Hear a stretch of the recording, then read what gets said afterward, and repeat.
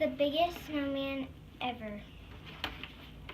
Once there were two mice who fell in love with the same snowman, and this is how it happened.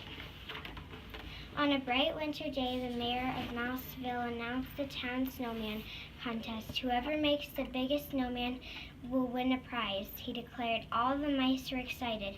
The judging of the contest will take place in 2 weeks, said the mayor. Good luck to all of you.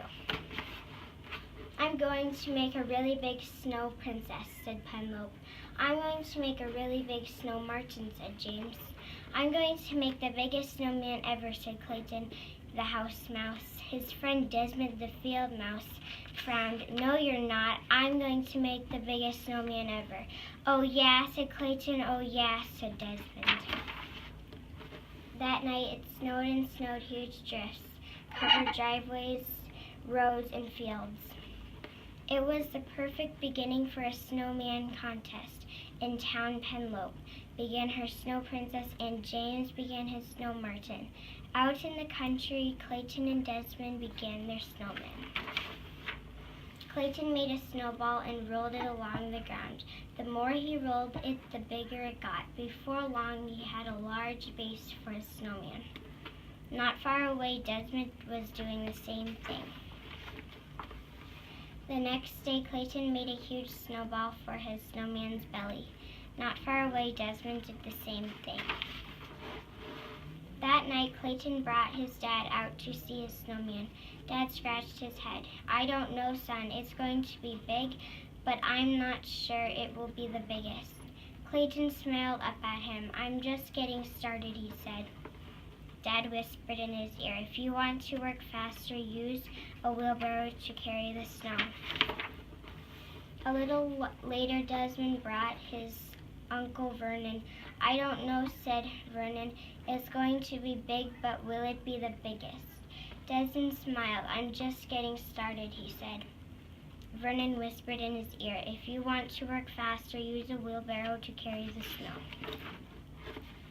The next day, Clayton filled his wheelbarrow with snow. He piled the snow onto the snowman. Then he rolled another snowball for the snowman's head. Not far away, Desmond did the same thing. A few days later, Desmond ran into town to look at James's snow martin and Penelope's snow princess.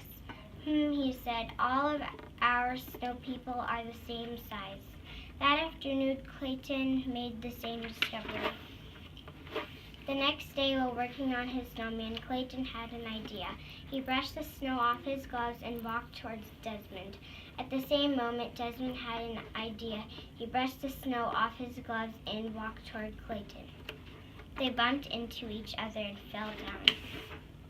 I have an idea, said Clayton. I have an idea, said Desmond. We should do this together, said Clayton. No one said we couldn't, said Desmond.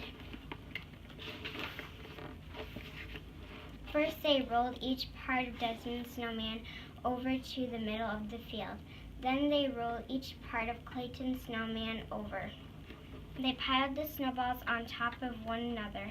Clayton dropped a floppy hat on the snowman's head. Desmond added a long scarf, huge coal eyes, and a giant carrot nose. When they were done, they had built the biggest snowman ever. The morning of the contest, field mice on snowmobiles brought the judges to the country. You both win the prize, said the mayor, handing Clayton and Desmond a large wedge of Swiss cheese.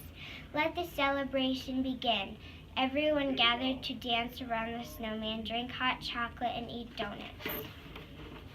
We did it, said Clayton and Desmond, jumping up and down. We did it together.